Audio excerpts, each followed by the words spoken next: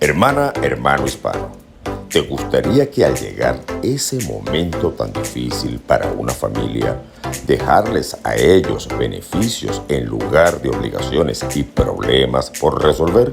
Te digo cómo mitigar el dolor de ese momento, llamando a Jennifer Chacón, tu agente de seguros de vida de confianza que habla tu mismo idioma y está disponible para ti las 24 horas del día.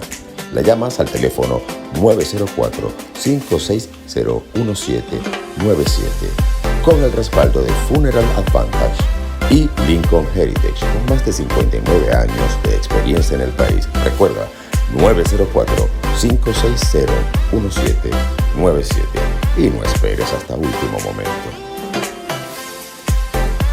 Este programa llega a ustedes por cortesía de Dr. Water, el test del agua que usted consume en su casa totalmente gratuito, aprovechando las ventajas del agua alcalina y sin contaminar el ambiente. 754-201-9267. Y si solamente quieres inspirar tu vida de acuerdo a lo que dice el péndulo, las cartas del tarot o tus constelaciones familiares, solamente tienes que llamar a Virginia Bolívar, tu guía espiritual. Todos quieren saber quiénes son los responsables de mi imagen.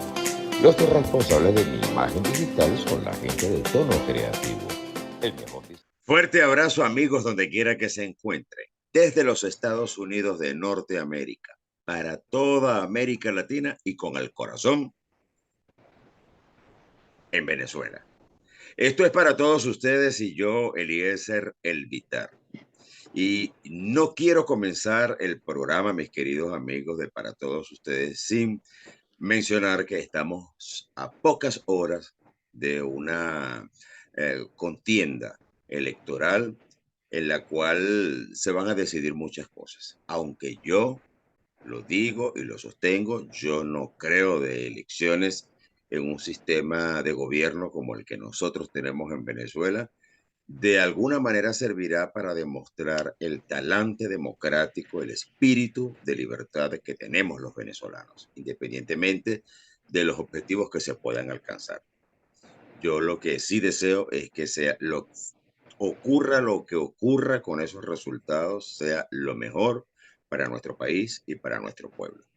Y hablando de lo mejor, yo no quería que pasara mucho tiempo sin dejar de celebrar algo que es bien importante para la humanidad. Y porque el pasado mes de septiembre, que fue un mes de muchas efemérides, así como lo es este mes de octubre, se celebró a nivel mundial el día 22 de septiembre, el Día Mundial del Epidemiólogo. En algunos países se celebra el día 7 de septiembre. Ellos tienen sus razones, nosotros las nuestras. Pero es bien importante celebrar la labor de estos profesionales de la medicina, que a pesar de que es algo que es tan antiguo como la humanidad misma, el conocimiento, el querer conocer, el cómo se producen las enfermedades, cómo es su vía de contagio, por qué algunas poblaciones sufren de una enfermedad y cómo se contagian otras. Eso es tan antiguo como la humanidad. Las epidemias son tan antiguas como la humanidad. Y el máximo exponente de la antigüedad en cuanto a la epidemiología se refiere es el sabio griego Hipócrates, quien ya 5 siglos antes de Cristo, ya él en su tratado de los aires, las aguas, ya él estaba hablando de cómo a través del año las personas se enfermaban de una manera diferente y cómo esto ocurría, el contagio de unas personas a otras. Pero el padre moderno de la epidemiología era un médico británico, anestesiólogo, John Snow, quien en una epidemia de cólera que azotó a la ciudad de Londres, por allá por el siglo XVIII, se percató de cómo se llevaba a cabo el contagio de estas personas y era gracias a la contaminación de las aguas con heces fecales. Y eso fue lo que determinó el nacimiento de la epidemiología moderna, con John Snow en Inglaterra. Pero si nos venimos a nuestro continente y específicamente a Venezuela, la epidemiología nuestra comienza con observaciones que hicieron personas en este mismo siglo XVIII, viendo, por ejemplo, el caso de la muerte de la esposa del libertador Simón Bolívar, que eso dio lugar a que fuera publicado en la Gaceta de Cumaná, un ciudadano de medio venezolano, medio francés, de apellido Beaupertay, algo así por el estilo, no recuerdo, y no sé cómo se pronuncia tampoco. Él publicó el papel que jugaban los mosquitos en la transmisión de cierto tipo de enfermedades. Pero el gran salto que da la epidemiología en toda América Latina lo damos nosotros en la década de los 30. Primero, bajo el gobierno de Juan Vicente Gómez, donde había un sistema de salud preventiva muy, pero muy rudimentario. Y no es sino con el general Eleazar López Contreras, el presidente que inmediatamente lo sucedió, que se puede decir que comenzaron las primeras reuniones de enseñanza y para compartir los médicos su experiencia de cómo se llevaba a cabo el contagio de ciertas enfermedades y cómo podían de alguna manera determinar ciertas, mejor dicho, que cerrar esas epidemias con los procesos de fumigación. Y en 1945 se llevó a cabo, es una fecha histórica, porque fue inclusive en una casa particular que se emprendió con la primera campaña de fumigación empleando DDT. Y estas campañas fueron encabezadas por alguien que nosotros los médicos que tenemos especializaciones en el área preventiva es un referente que era el doctor Arnaldo Gabaldón. Arnoldo Gabaldón, que su nombre le da nombre a varias instituciones muy prestigiosas de estudios en materia de salud pública en Venezuela. Para hablar de este tema, yo tengo hoy a una invitada muy especial. Se trata de la doctora Blanca Márquez. Ella es médico cirujano egresada de la Universidad Central de Venezuela, como magíster en salud pública de la Escuela de Salud Pública de la Facultad de Medicina de la Universidad Central de Venezuela. Se mantuvo activa durante 28 años al servicio del Ministerio, ahora Ministerio del Poder Popular para la Salud, desempeñándose como coordinadora del servicio de epidemiología de lo que anteriormente se llamaba Distrito Sanitario número 4, ahora se llama Eje Sur, porque abarca las parroquias del sur de nuestra ciudad capital. Y en estos días ella publicaba algo en las redes sociales y yo le dije, yo no sé si ella lo leyó, que para mí ella era la mejor epidemióloga que yo conocí. Y esto es una manera de hacer el reconocimiento a esos valiosos profesionales de la medicina que se dedican a la epidemiología en Venezuela. Y bueno, yo no les deseé feliz día en su oportunidad, que fue el 22 de septiembre, se los deseo hoy. Esta es una manera de rendirle tributo a todos los epidemiólogos de mi país a través de la persona de la doctora Blanca Zulay Márquez, quien actualmente se desempeña como docente de la Cátedra de Salud Pública de la Escuela de Medicina Luis Racetti de la Universidad Central de Venezuela. Bienvenida, Blanca, a este programa para todos ustedes, un programa especial, sobre todo por esta fecha en la que yo visto los colores patrios. Muchísimas gracias por el tiempo que sacó para nosotros, porque está convaleciente de una fractura de cadera. Muy buenas tardes, estimado colega, amigo doctor Eliezer Elvitar.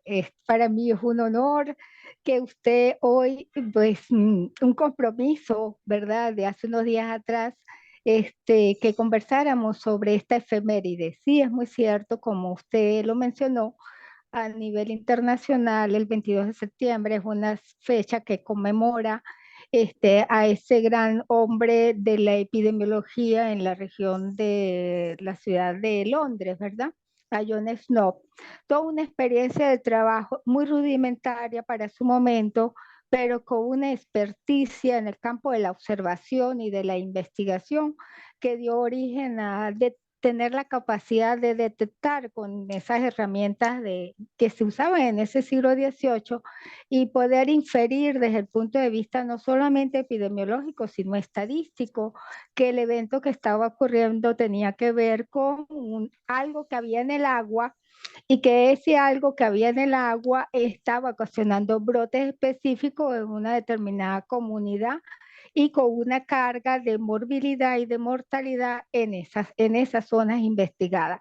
Hizo un trabajo de intervención desde el punto de vista o un estudio analítico epidemiológico de casos y controles en comunidad para poder llegar a definir y para poder emitir las recomendaciones específicas para poder controlar el brote. Y solamente unas recomendaciones tan sencillas que han pasado 2 siglos y siguen siendo desinfección, limpieza y el agua del consumo, el lavado de las frutas, el lavado de los alimentos y por supuesto el lavado de las manos, que justo hace unos días atrás se celebró por a través de Muy las bien. recomendaciones de la OPS el Día del Lavado de las Manos, que a veces nos lavamos las manos de una manera tan expedita que no hacemos los procedimientos como nos los han enseñado los científicos que te requiere. No requiere más de 3 segundos para hacer un buen lavado de las manos, porque las manos se nos convierten en transmisoras también de agentes infecciosos. Y ese célebre John Snow, sin tener microscopio, porque todavía no se había identificado el microscopio, todavía no se habían identificado los agentes infecciosos como se identificaron posteriormente a principios del siglo XX, pero el agente infeccioso involucrado era el Vibrio cólera. Vibrio cólera, que bueno, evidentemente en el mundo y en la región de las Américas, pues nosotros hemos tenido unos brotes epidémicos bien importantes porque pues tiene que ver con el saneamiento ambiental, en qué condiciones nosotros tenemos la disponibilidad de agua, en qué condiciones está el manejo de los desechos sólidos que generamos nosotros mismos, porque somos nosotros mismos los que generamos esos desechos y que muchas veces pues no sabemos cuál es la disposición final de ellos y se nos puede convertir o en revertir en problemas de salud pública, no solamente para el país, sino para una comunidad local. Así En mismo el es. virtud de ello, sí, en virtud de ello, pues ese 22 de septiembre, pues se celebra ese día, el Día del Epidemiólogo. Son muchos los epidemiólogos que ha tenido el mundo, el país, y en el país ha sido, bueno, yo tengo de referentes mis profesores No, y yo de a los míos epidemiología, también. Pero casi todos mis este, profesores se murieron ya, Blanca. Entonces, bueno, yo la referencia más cercana y más contemporánea que tengo es usted, que fue mi compañera de trabajo allá en el Distrito 4, y yo viendo el tesón, el profesionalismo con el cual usted llevaba a cabo su ardua labor, a mí no me queda menos que felicitar y rendirle un homenaje el día de hoy. sí, a veces nos llaman los epidemiólogos de campo y es verdad, Ujú, porque somos muy acuciosos. Está el epidemiólogo clínico, el ujú. que evalúa y atiende al paciente, por supuesto de la mano con el infectólogo, pero nosotros los que trabajamos con la comunidad es el epidemiólogo del campo, el que estamos acuciosos, el que estamos en la vigilancia eterna de esas enfermedades en notificación obligatoria, que tiene un histórico importante en el mundo y en la región de las Américas, porque son problemas que tenemos que detectar a tiempo para evitar que se nos convierta en brotes epidémicos o pandémicos, como ocurrió que todavía tenemos esta secuela del COVID y que no sabemos cuál puede venir por allí más adelante y que tenemos que seguir preparándonos para tener la capacidad de detectarla de manera oportuna con las mejores herramientas. Y ahora pues las herramientas están a la mano. Y en ese sentido le quiero resaltar dos cositas. La primera de ellas, hay un repunte de COVID aquí, por lo menos en el estado de Florida, y ha aumentado el número de hospitalizaciones. Eso por una parte. Por la otra, cuando yo comencé a hacer la introducción, que yo estaba hablando de los orígenes de la epidemiología con la antigua Grecia, 5 siglos antes de Cristo, después con Jon Snow y el salto que se da en Venezuela, y yo quiero que nuestra audiencia sepa que Venezuela es una referencia mundial en lo que se refiere a el desarrollo de la epidemiología, porque nosotros poseemos enfermedades que no existen en otras partes del mundo y solamente nosotros sabemos cómo prevenirlas, y eso se ha exportado a todos los continentes. Eso por una parte. Por la otra, no fue sino hasta ahora con el tema de la pandemia por la COVID-19 que de verdad el común de la gente entendió, o mejor dicho, supo que existían unos médicos que se llamaban, cuyo nombre es epidemiólogos, y que la especialidad es la epidemiología, porque de cada 10 personas, yo creo que de cada 100 personas, dos nada más sabían qué es un epidemiólogo, o una idea más o menos de qué es un epidemiólogo ahora con la epidemia de COVID. Y eso fue una cosa buena que se sacó de todo lo malo que nos trajo la pandemia. Bueno, Que la por ahí gente dice que nos supiera que pusimos ustedes de moda. existen. Claro, Sí, sí, por ahí dijeron que nos pusimos de moda. No es que siempre hemos estado. Si bien es cierto, claro. cuando uno revisa los históricos, que por cierto, usted hablaba, mencionaba hace momento que, bueno, nuestro histórico de Venezuela, finales del siglo XIX, principio del siglo XX, y nombraba a uno de los presidentes justo con esa epidemiología nacieron los laboratorios.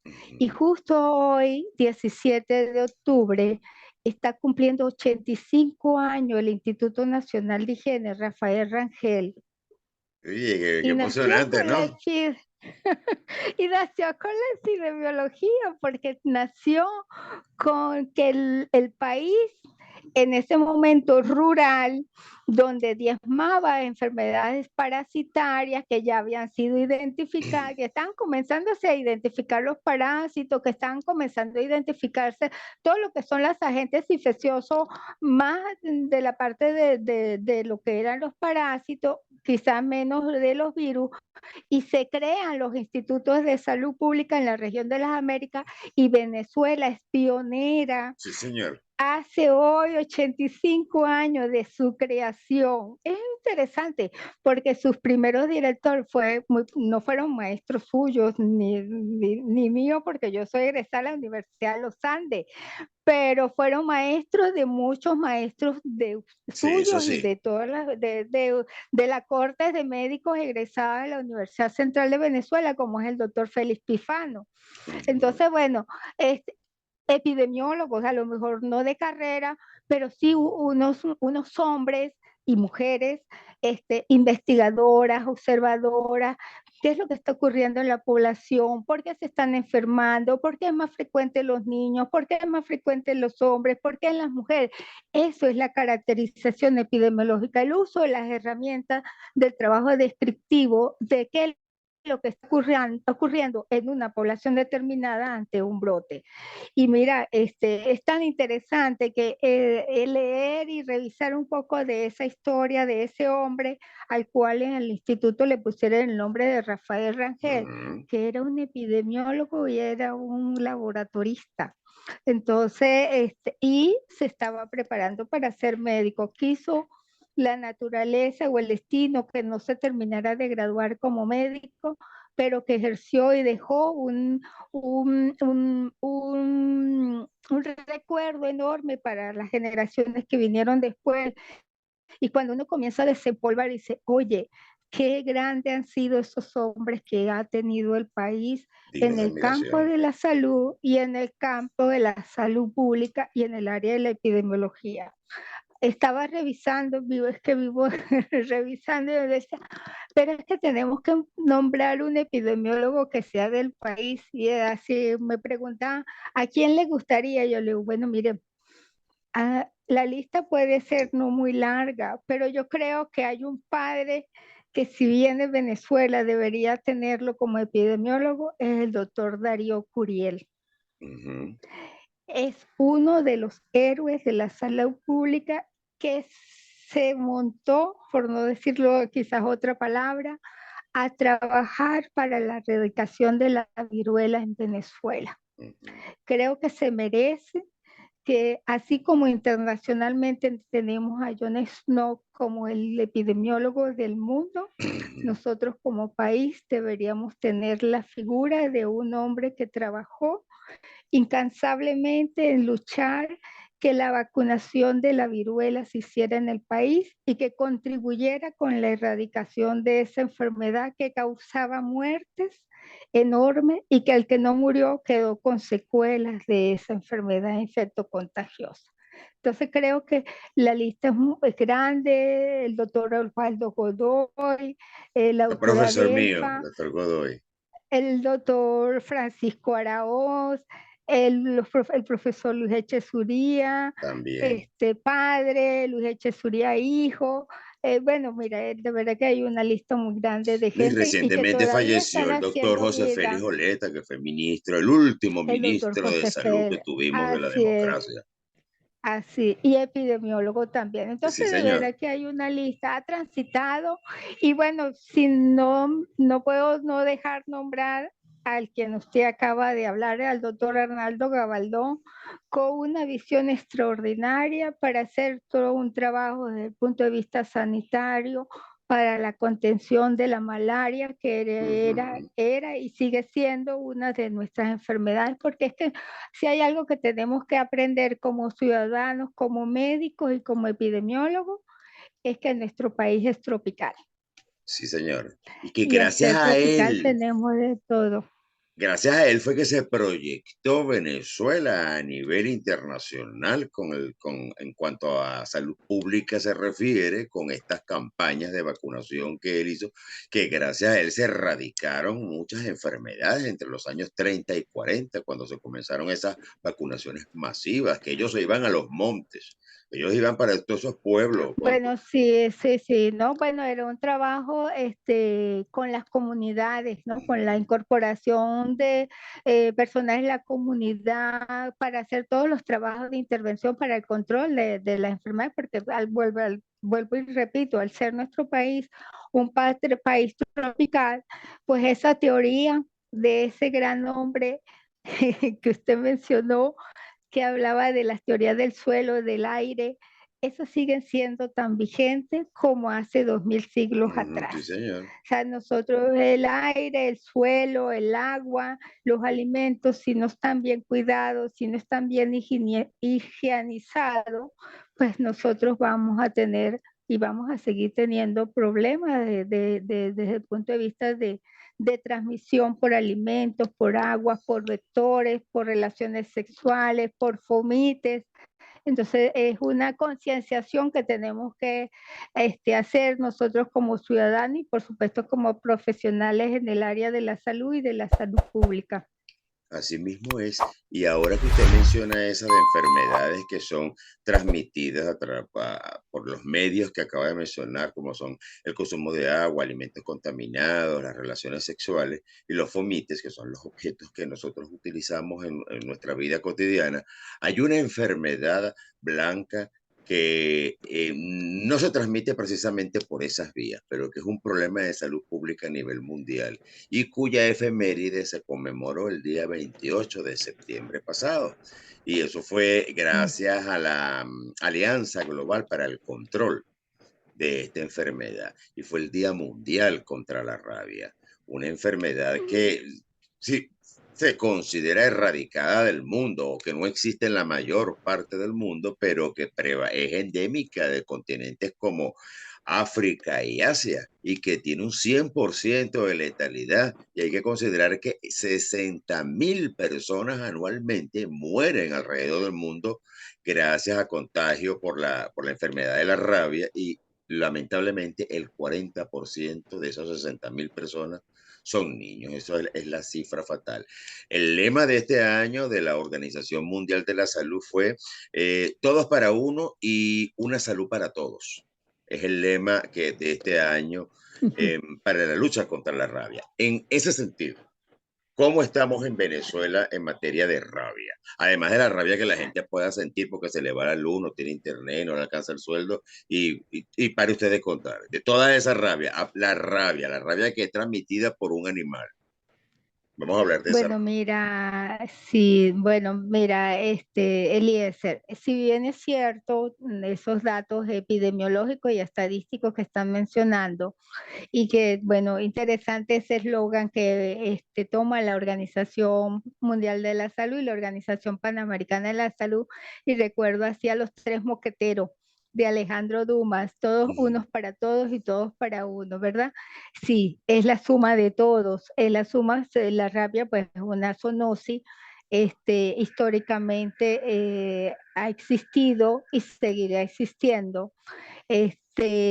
Nosotros, los equipos de epidemiología y los equipos de salud deben de estar muy vigilantes porque es una enfermedad de notificación obligatoria, no solamente de ahorita, es histórica. Cuando uno hace revisión de clasificador internacional de enfermedades o cuando hace revisión de los documentos de enfermedades transmisibles en el hombre, porque la transmisión es a través de una mordedura principalmente por animales sospechosos de rabia, y el principal animal más sospechoso de rabia de doméstico es el perro. Y nosotros los seres humanos tenemos ahora, y siempre lo hemos tenido, pero ahora con más afectos, con más emocionalidad, a tener a los animales a convivir con nosotros. O sea, ahora en esa convivencia entre animal y hombre, perros, gatos, principalmente, que son los más transmisores de virus de la rabia, pues tenemos que tener más cuidado con estos animales en cuanto a sus esquemas de vacunación, porque la manera de prevenir la rabia en el animal es con la vacunación de la rabia en el animal. Sin embargo, cuando un hombre, cuando el ser humano, no importa su edad, su sexo, su condición, su color, y sufre una mordedura por un animal sospechoso de rabia, no solamente el animal domesticado que es perro y gato, sino algún animal salvaje como un murciélago, como un mono, ¿verdad? Porque son animales que viven en la selva, que no se conoce desde el punto de vista clínico sus periodos de incubación y que el riesgo es potencial de ser transmisores del virus de la rabia, pues ese individuo que tiene ese antecedente de mordedura debe buscar asistencia médica.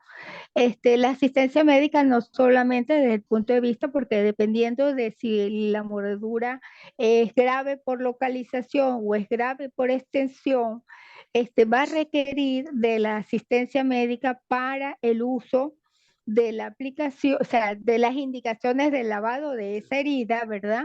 Pero además de las indicaciones de los tratamientos de las vacunas antirrábicas, dependiendo de si ese animal es conocido o no y de si es un animal domesticado o no es Y es domesticado, una se enfermedad le potencialmente colocará, mortal, discúlpeme que la sí, sí, interrumpa, el cien por para que la gente ciento, lo cien por sepa, la ciento, rabia es una el enfermedad 100%. potencialmente. Es que un individuo mordido por un murciélago es un individuo que tiene que buscar asistencia médica porque va a requerir de vacuna, pero también de sueros antirrábicos, porque hay que inmediatamente, o sea, murciélago es sinónimo de rabia. Exactamente, Es, y es la un conducta doméstico.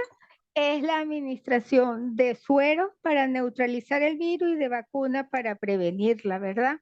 Y Ujú. eso requiere de unos esquemas. Y quienes manejan esos esquemas, si bien es cierto, son los médicos, los que tienen la disponibilidad de la vacuna, si en el momento, por lo menos en el país, cuando hay la disponibilidad, son los servicios de epidemiología que tienen estos insumos para aplicárselo al individuo que busca asistencia médica, porque además, si el animal mordedor no es murciélago ni es mono, sino que es perro o es gato, entonces tenemos que hacerle un monitoreo y seguimiento a ese animal que ha mordido a ese individuo. Si por un periodo de 10 Si es días, 15 desconocido, días peor. aproximadamente, si el animal es desconocido si es conocido, porque a veces decimos, no, ese animal no es mío, ese perro no es mío, pero resulta que es el perro del edificio y todo el mundo le da la comida y le lleva la comida, pero cuando muerde no es de nadie. Pero es un animal que se puede observar fácilmente porque es un animal que está allí, que está siendo visto, que lo ven todos los días, las 24 horas del día, y la conducta es que por nada del mundo deben de eliminar el animal y comprometerse a la observación con la finalidad también de no hacer uso o sobreabuso de las vacunas antirrábicas. ¿Cómo estamos nosotros en el país? Si hay algo que tenemos que estar muy vigilantes, es que nuestro país tiene zonas endémicas de rabia, principalmente las zonas hacia el occidente que hacen frontera con Colombia. Ujú. Me decía que Venezuela tenía focos endémicos de rabia hacia la región de Occidente. ¿Por qué se da esto, Sí, doctora, precisamente en esa región? bueno, mira, una de las cosas que nosotros tenemos que mirar como país y como país dentro del continente de la región de Sudamérica es que si bien es cierto, la ubicación geográfica de Venezuela es que termina con el Mar Caribe. Entonces, la rabia circula desde el sur y atraviesa todo lo que son los bosques que tienen los diferentes países de la región, desde la Argentina para arriba. Es decir, que si en el sur hay brotes epidémicos de rabia, ¿quién le pone captura a los murciélagos? Ellos Ujú. viajan. ¿Quién le puede poner captura a otros animales que estén en la selva? Ellos se van a movilizar y pueden desencadenar brotes. Cuando llegan al Venezuela, ¿verdad? Que pues por supuesto es un país netamente tropical que está entre el trópico de Cáncer y el trópico de Capricornio, por encima del Ecuador, que son las líneas que nos dieron cuando estudiamos geografía y que históricamente esas están.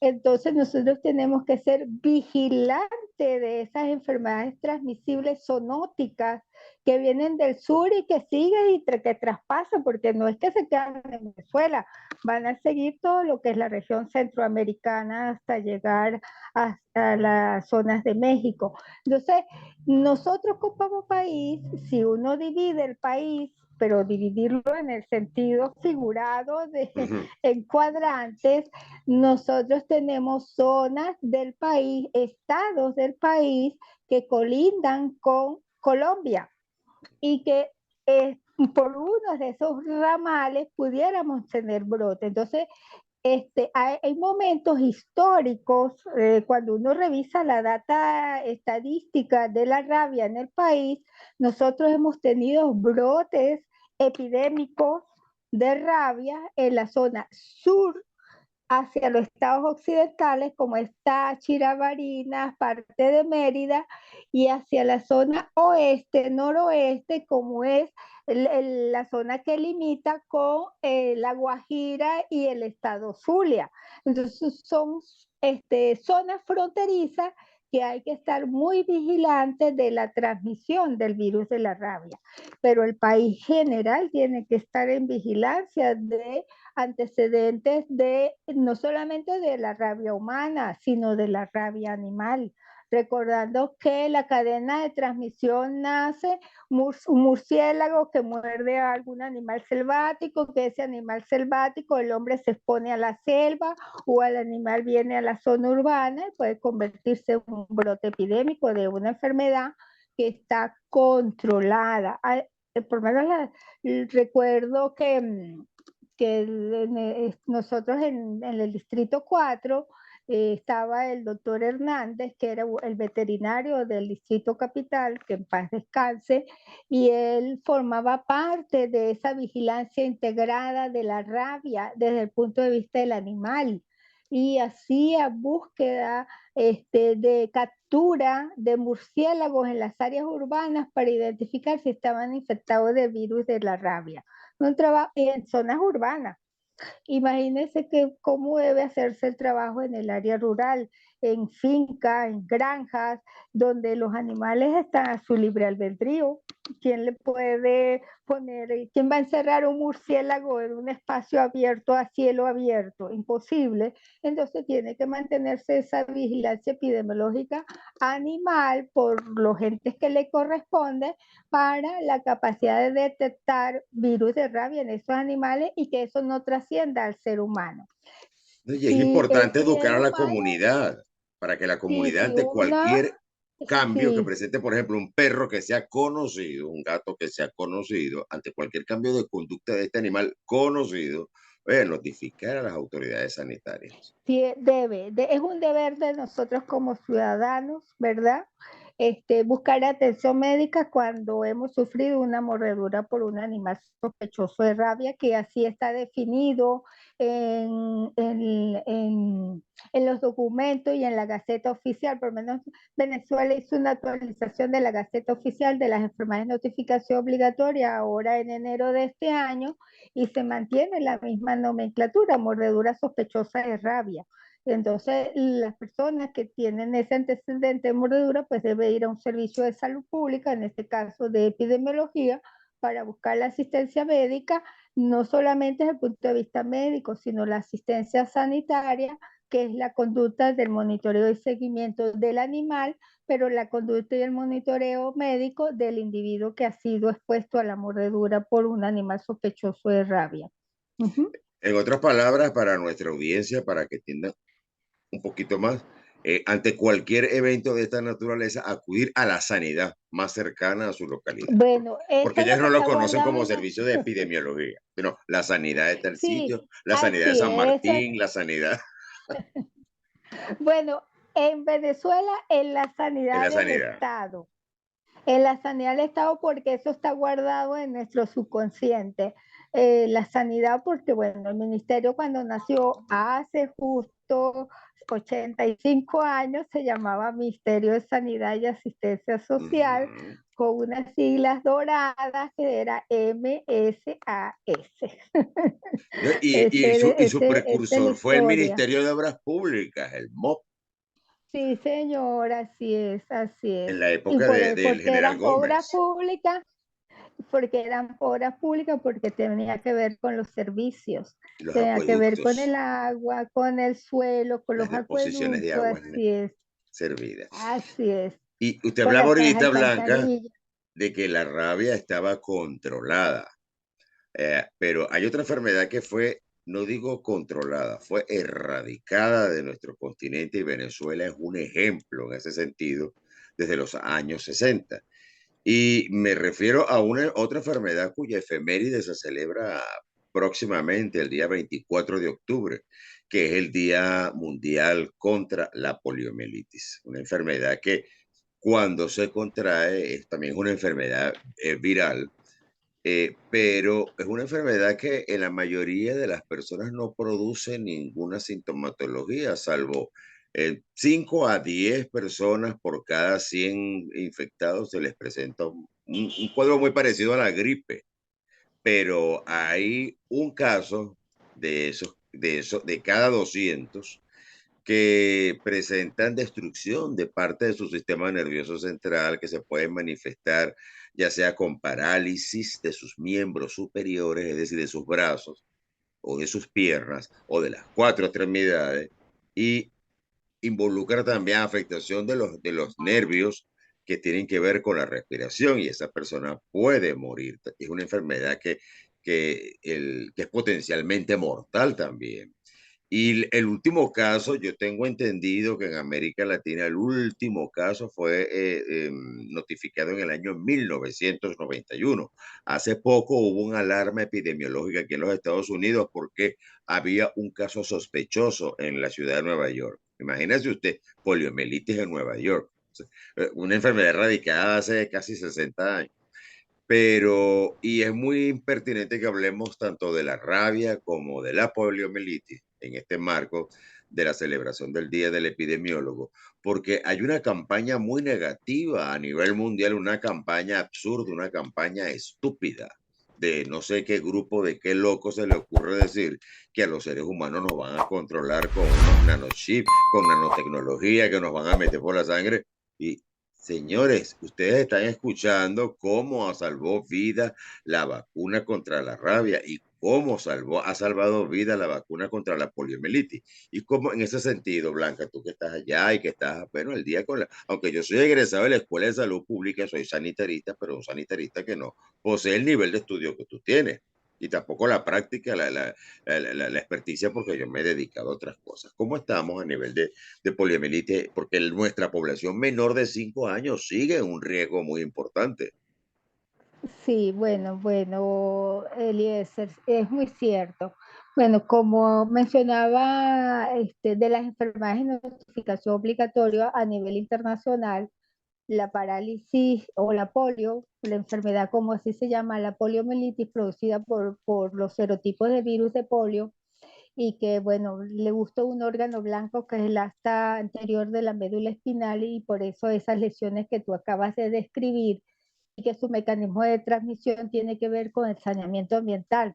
¿Cómo están las condiciones del agua en el cual nosotros vivimos como ciudadanos? No solamente en Venezuela, sino en el mundo, ¿verdad?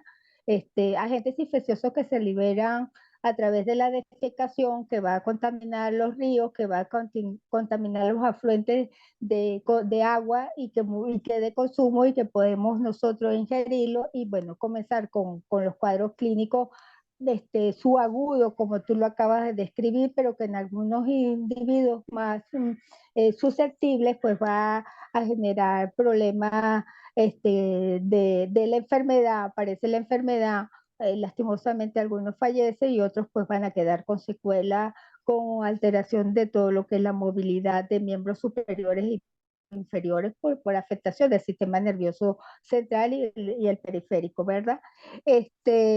Bueno, a veces la ignorancia hace eso, ¿no? De los antivacunas, que creo que es lo que tú estabas haciendo mención. Evidentemente, creo que yo no sé si es que por los genes de uno transita el evento de las vacunas. Decía mi madre que lo mejor que había descubierto los científicos y el ser humano eran las vacunas. Eran las vacunas, porque las vacunas diezmaba, y mi mamá ya no está en esta tierra, y ella decía que era lo mejor que podía ocurrir para que los niños no se enfermaran. Y si había que vacunarlos cada vez que llegara la sanidad a las casas a buscar a los niños a vacunar, esas mamás, esos papás tenían que salir con esos niños a recibir la dosis que les correspondía, porque era para protegerlos y era para prevenir que otro niño se enfermara. Entonces, y mi mamá no fue médico, ni estudió enfermería, ni nada de la salud. Una señora que solamente estudió hasta sexto grado. Entonces, yo creo que la ignorancia a veces hace que digamos que es que en vez de hacer un beneficio, un daño, no. Pero Blanca, Evidentemente la oye vacuna, esto, disculpa que te interrumpa, hay médicos a nivel mundial que se han dedicado a dictar foros por las redes sociales. Entonces la gente cree porque lo dijeron un grupo de médicos en un live de Instagram, médicos de mucha reputación, pero no son muchos, pero esos que existen, que se están dedicando a eso, no se imagina la gente el daño tan grande que le están haciendo a la humanidad. sí, sí, tenemos que buscar la manera de cómo rescatar y volver otra vez a concienciar a los ciudadanos de que la vacuna, así como el lavado de las manos y la higiene del agua, son elementos esenciales para que la comunidad y la sociedad no se enfermen. Tenemos que motivar e incentivar a los padres, a las madres, a llevar a sus niños a recibir las vacunas que están en los establecimientos de salud más cercanos a su casa, porque las vacunas les va a proteger, les va a proteger de una enfermedad, pero también les va a proteger de unos costos. Bueno, uno conoce trabajadores de la salud que quedaron con secuelas de esas infecciones por polio que ocurrieron hace Yo 50, fui uno, 60 años. Ah, caramba. si yo no te lo conté. Ustedes, Sí, yo soy creo que uno, como que en algún momento, pero sí, sí, es cierto. a mí me vacunaron y yo soy de esa generación del 64, 65, cuyo lote de vacunas vino con un defecto y nos afectó a muchos, pero a mí me afectó mínimamente. Aunque yo en algún momento consideré, en algún momento de mi vida consideré que esto era una tragedia para mí, pero lo ha sido por la afectación de la columna, Sí, pero la claro. afectación es mínima porque yo utilizo una suela especial dentro del calzado para elevar la altura. Yo tengo 3 centímetros de diferencia entre la pierna derecha y la izquierda y también del tamaño del pie. Ah, bueno, pero Entonces, usted por una enfermedad infecciosa y yo por un trauma. yo soy un sobreviviente de eso y entonces, bueno, a mí sí me gusta Sí, hablar de esto a pesar de que una vacuna que en ese momento, pero eso fue a nivel mundial, la sí, sí, por generación. supuesto.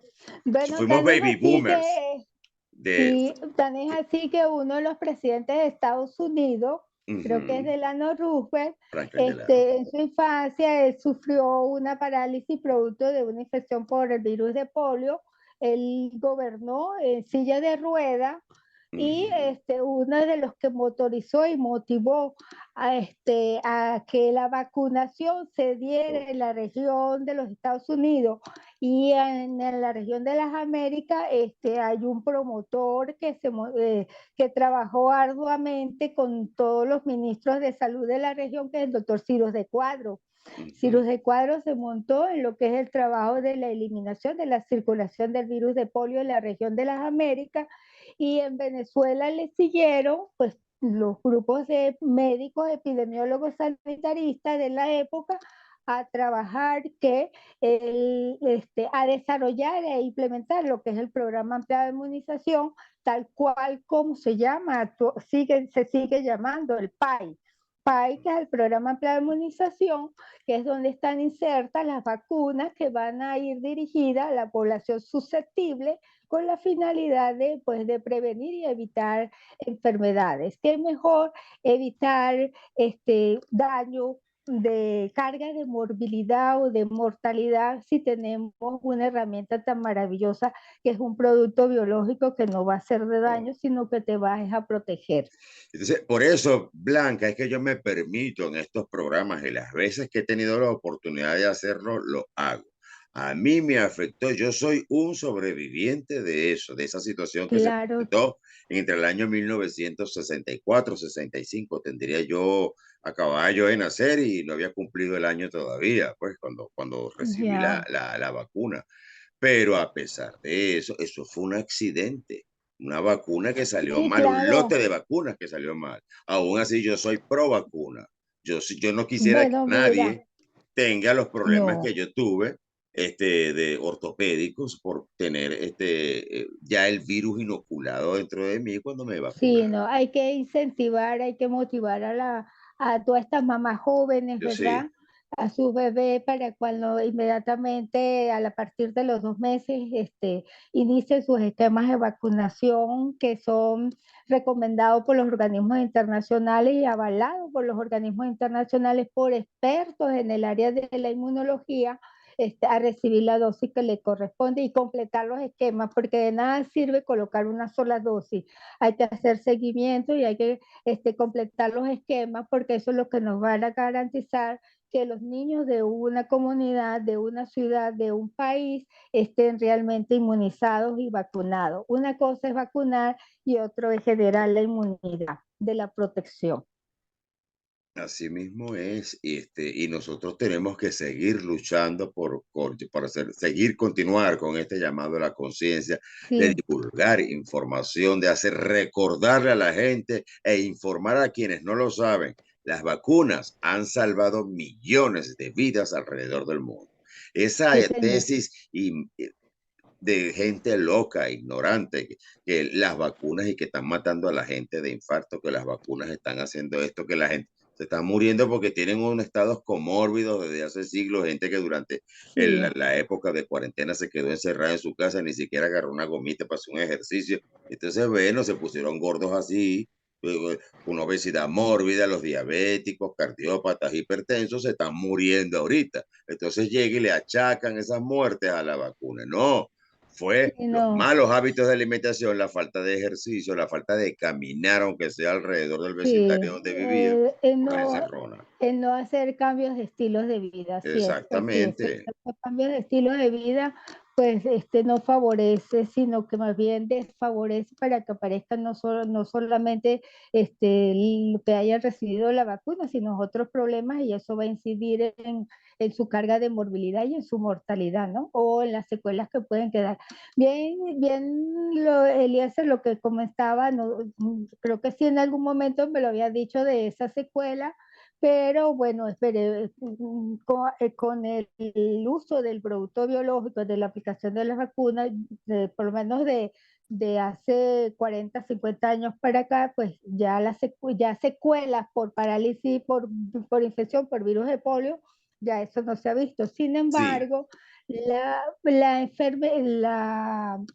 en la vigilancia epidemiológica nosotros tenemos que estar muy pendientes de las parálisis flácidas agudas Ujú. en los menores de 15 años. Eso forma parte del sistema de vigilancia epidemiológica y requiere todo un tratamiento de trabajo, no solamente de la detección de un caso sospechoso, ¿verdad? Que cumpla con los criterios que tú mencionaste inicialmente, con la fiebre, la diarrea, la pérdida de la fuerza muscular de los miembros superiores o los inferiores o de manera asimétrica y que sea menor de 15 años, en la vigilancia epidemiológica de la región de las Américas para el polio, es una sospecha de polio hasta que no se demuestre lo contrario. Sí, Y señor. eso requiere de todo un trabajo desde el punto de vista sanitario enorme, porque es la toma de una muestra de ese adecuada, que el gol de oro de esa muestra es el pupú, porque Ujú. el agente infeccioso se libera por las heces,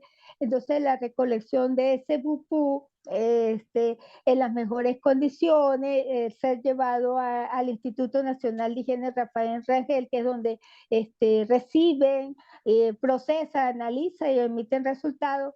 Pero además de eso, no hay que esperar al resultado para saber si es polio o no, polio vacunal o no vacunal, sino que los equipos de epidemiología en conjunto con el trabajo social, con las enfermeras del área y la comunidad organizada deben de realizar una intervención sanitaria de Un búsqueda barrido. activa de casos sospechosos. Esa es la palabra. El barrido en esa comunidad, haciendo búsqueda activa de casos sospechosos, revisión de tarjetas de vacunación de polio, y se aprovecha y se revisa las otras vacunas, y aplicar dosis de refuerzo a los niños que le hacen falta la vacunación de polio. Entonces, un trabajo que uno siempre de patear la calle, de buscar el susceptible, porque el susceptible siempre lo vamos a tener y a veces uno se lleva sorpresa y se encuentran niños que ni siquiera de 4, de 5 años, que ni siquiera la primera dosis de vacuna de polio han recibido en su vida, porque vivían en otro estado, porque están llegando, porque no sabía, o sea, miles de excusas o de razones por las cuales el niño no ha recibido la vacuna, porque no tenía cómo llevarlo al establecimiento, porque si lo llevó ese día no estaba abierto y si no estaba abierto era porque no había la vacuna. N cantidad de variables o de respuestas que refieren esas madres y que en esa búsqueda activa muchas veces nos los encontramos, niños ya grandes, con faltas de vacuna. Entonces, ¿qué es la oportunidad? Se pierde la oportunidad, los espacios locales para que la población menor de 5 años reciba la vacuna y en este caso de la vacuna de polio oral o de la IPV, que es la primera vacuna que debe recibir un niño de 2 meses. Aquí en los Estados Unidos es una política de salud obligatoria, muchachos que nacen, muchachos que todo su protocolo de vacuna, como era antes allá. Pero Bueno, pero es bien, que tiene eh, sus esquemas. Acuérdate que exacto. al recién nacido pues se le colocan, son otras 2 vacunas, y luego a partir de los 2 meses que se inicia el esquema de vacunación con las Protocolo. vacunas que tiene la cartilla o el calendario de cada país, ¿no? No, y además de eso, con una gota de sangre detectan cuánta enfermedad de congénita, genética, usted se imagine que con una sola gota de Bueno, sangre. Más de 30. esa es la ciencia, su máxima expresión con lo que es la identificación de agentes infecciosos y lo que se llama la biología molecular. Sí, bueno, Ese es en eso otro sí yo me mundo, quito el sí. sombrero con este país. En lo que no, de verdad que yo cada vez que puedo lo digo, es en la práctica médica como tal, que Dios mío santísimo, dejan tanto que desear los Bueno, médicos aquí. Y no es porque no se pongan a hablar no, conmigo ni se vayan a echar palo conmigo, porque nosotros los venezolanos, y hay un post, un video muy jocoso de este muchacho George Harris, que él habla allí de la experiencia de los médicos venezolanos, o sea, de lo que es tener un médico venezolano, contar con uno de nosotros. No, porque el médico venezolano es chévere, te pone la mano aquí, te pregunta de cómo están los muchachos, cosas que no hacen los médicos de aquí, pero eso es lo de menos. El asunto es que nosotros, por la situación país que nosotros hemos tenido a lo largo de nuestra historia, eso nos ha obligado a que nuestros estudios, nuestros pensum de estudio estén contempladas cosas que no están contempladas en estos países. Entonces nosotros manejamos de verdad que un conocimiento bien importante, que no lo manejan ellos. Y además de eso, nosotros estamos también, tenemos el enfoque de que al recibir al paciente no es solamente lo que el paciente nos dice, sino lo que nosotros indagamos a través del interrogatorio, un buen interrogatorio, buscando antecedentes familiares, antecedentes personales, sino lo crucial, el examen físico. Aquí nadie lo examina a así uno, es. Blanca. Yo he No, la tenido aquí dos semiología es accidentes primordial, y a sí. mí no me ha examinado ningún, a mí no me, y me han mandado a ir porque yo demandé a la empresa. Yo sufrí un accidente laboral y tú puedes creer que aún cuando tengo una lesión musculoesquelética y con clínica neurológica, a mí ningún médico me ha examinado. El neurólogo me hizo un examen que sí, ese tipo, el señor tiene como 50 no sé, años de graduado, un señor más, mucho mayor que yo, pero a mí un residente mío me hace un examen neurológico como el que me hizo a mí, yo lo raspo, pues no sabe nada. Bueno, Pero eso te acuérdate, digo todo. bueno, es la idiosincrasia y la formación, pero yo recuerdo mucho mis profesores de semiología ya hace unos cuantos añitos que decía que uno reconocía al paciente desde el momento que abría la puerta y entraba y se sentaba. Solamente con observar cómo estaba vestido y cómo caminaba ya llevaba un puntaje bien alto en cuanto al diagnóstico presuntivo. Después era el conversatorio, ¿no? La anamnesis y luego la semiología, que eso es primordial. Hay que aplicar la inspección, la percusión, la palpación y la Todo, ocultación. todo terminaba en Sion. Así Tú es. sabes que yo tuve varios compañeros, Blanca, a lo largo de todos mis estudios de medicina, tuve varios compañeros contemporáneos conmigo y todos teníamos secuelas de polio. Y yo creo que el que las tenía más Ah, mínimas era yo, y yo me quejaba. qué Pero tuve interesante. compañeros que estudiaron medicina en silla de ruedas. Yo tuve compañeros que estudiaron medicina ambulando con muletas. Tengo un compañero Mm, que tiene la misma afectación asimétrica que yo, una sola pierna, pero la de él es mucho más. Él utilizó un zapato de este alto, como de 10 centímetros de alto, y yo mm, me quejaba porque el mío tenía una cuña de 3 centímetros. Pero bueno, claro, para que usted vea, y fíjate una cosa, esto es para la audiencia, para que la gente sepa cómo ocurren las cosas. A mí me pusieron mi protocolo de vacunas y nadie sabía nada, pero yo a partir de cierta edad comienzo con cuadros gripales a repetición.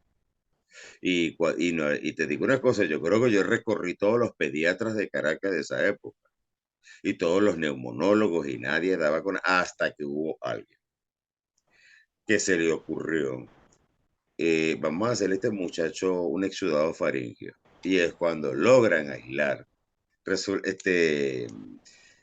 virus todavía en mi faringe.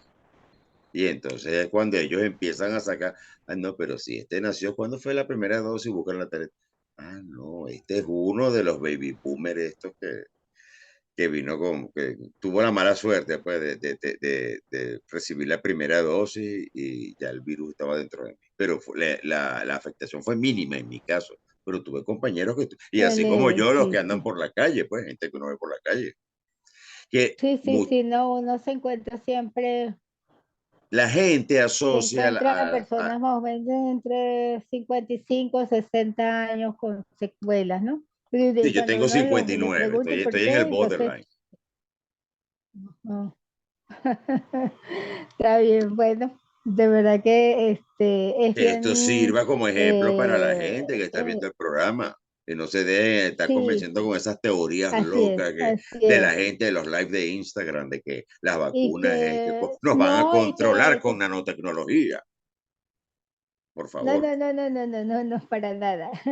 Siguen y seguirá siendo la forma para controlar enfermedades infectocontagiosas. Y cada vez la tecnología, por supuesto, porque si bien es cierto, hace 50, 60 años trabajaba con unas herramientas, ahorita cada vez va la tecnología y mira que el premio Nobel de medicina se lo lleva a la doctora que venía trabajando con la ARN mensajero, que es la vacuna que Sí. dio el origen para aplicarnos y poder lograr controlar la pandemia que nos mantuvo encerrados 3 años y que Bueno, ahora vienen pues los rebotes de problemas de salud mental por esos encierros, ¿no? Y otras no, patologías que tiene depresión, COVID. suicidio y pare Sí, usted de sí, sí, contar.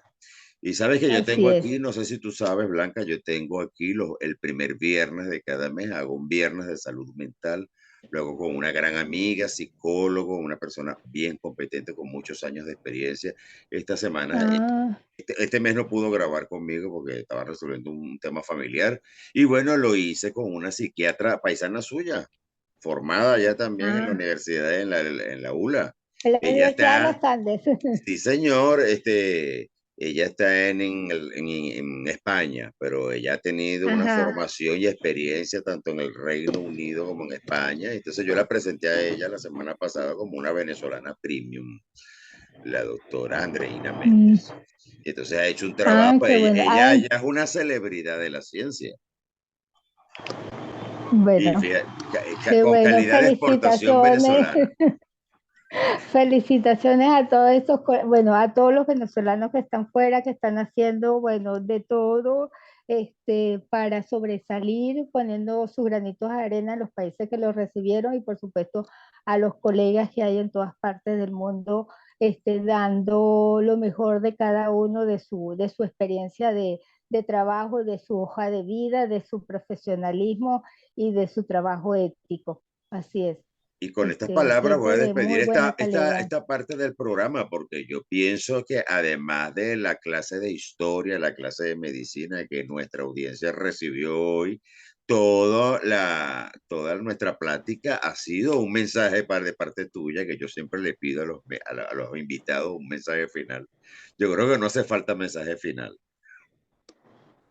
Bueno, mira, el mensaje es para la rabia, la concienciación de que es un problema de salud pública, que el ciudadano debe tenerlo presente y que ante un evento de mordedura, pues debe buscar atención médica y no quedarse en su casa lavándose con la saliva del animal mordedor. Buscar atención médica porque el médico, el profesional de la salud es el que le va a indicar la mejor conducta desde el punto de vista médico y la mejor conducta desde el punto de vista sanitario. Y con polio, pues motivar y sensibilizar a esos padres, papá, mamá, abuelas, que la vacuna sigue siendo y es y será la mejor herramienta de salud pública para protegernos y que no se quede ningún niño en el mundo y en nuestro país y en cualquier país que no pierda la oportunidad de recibir la dosis no solamente de polio, sino de pentavalente, de antiinfluenza, y de todos los esquemas, de todas las vacunas que tienen los calendarios vacunales de cada país. Eso es grande. Y bueno, agradecida a usted, Eliezer, por esta invitación que teníamos pendiente de hace unas semanas atrás y que hoy, en conmemoración de esos 85 años del Instituto Nacional de Higiene, que es otro norte, igual como el Ministerio de Sanidad y Asistencia Social, pues están de celebración. Entonces, bueno, miles de gracias por esta invitación. No, y estaba pendiente felicitar a los colegas epidemiólogos y bueno, a través de ti les rindo Ah, tributo a todos mis colegas gracias, epidemiólogos. Muchísimas pues gracias, sí. Blanca. Bueno, mira, me nombras a Deyanira Rojas, a Raiza León, a Gladys Zambrano, a Yanea Acevedo, a Aura Figueroa, Ahí a van todos. Alejandro, que bueno, todos, a Francisca Hoja, a Andrés Barreto, que son una lista larga que están todavía activos y dando el trabajo en las áreas de epidemiología. Algunos jubilados, pero siguen estando ahí presentes y consecuentes. Haciendo intervenciones, aunque sean familiares, ¿verdad? Ah, también esas vale. Sí. A mi audiencia, Bueno, por favor, no se olviden que aquí abajo está la cajita para que le den like, se suscriban, activen la campanita de notificaciones, compartan el programa y siempre se los digo, sus comentarios son bienvenidos. ¿Ok? Porque de bueno, esa manera yo me oriento a qué les puede gustar, qué puede estar necesitando la comunidad en enterarse. Entonces, bueno, yo se los brindo a través de esto. En el siguiente segmento bueno, voy a tener otra invitada de que también nos va a llenar de orgullo la organización que ella representa. Ella se trata de Sonia Anzola. Ella es la coordinadora de comunicaciones de la Fundación Down de Venezuela. Y bueno, para despedir este segmento del programa, no se olviden. Ella fue la doctora Blanca Márquez, médico epidemiólogo venezolana, celebrando el Día del Epidemiólogo, hablando del estado de la rabia como enfermedad, no como manifestación de emociones, y también de la poliomielitis, sobre todo en nuestro continente. Esto fue para todos ustedes y yo, Eliezer Elvitar. Muchísimas gracias. Se me cuidan mucho mientras nos vemos en el siguiente segmento del programa. Hasta la próxima.